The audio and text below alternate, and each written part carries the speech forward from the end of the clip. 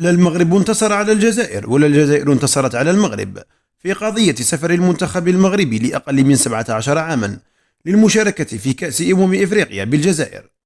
الواقعة أصلا بعيدة تماما عن شيء اسمه الانتصار أو الهزيمة. الواقعة الأصل هي نقل منتخب للعب بطولة كروية، وليست حربا أو معركة أو مفاوضات سياسية.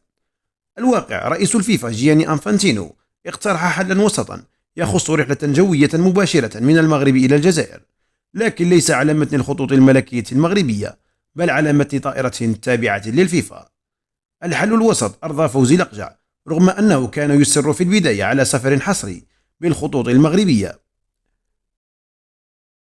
لو رفضت هذه المرة السفر بطائرة تابعة للفيفا لتبين أنها هي من يبحث عن التصعيد، خصوصا أن هذا المونديال الإفريقي هو من سيحدد المتأهلين الأربعة إلى كأس العالم لأقل من 17 عاما. فالاستمرار في رفض التنقل كان سيحرم المغرب من فرصة الحضور في كأس العالم. كأس إفريقيا للناشئين ليس هو بطولة ميتة ككأس إفريقيا للمحليين، لذلك فالمغامرة بها لم تكن سديدة، والحل الوسط مرض كثيرا.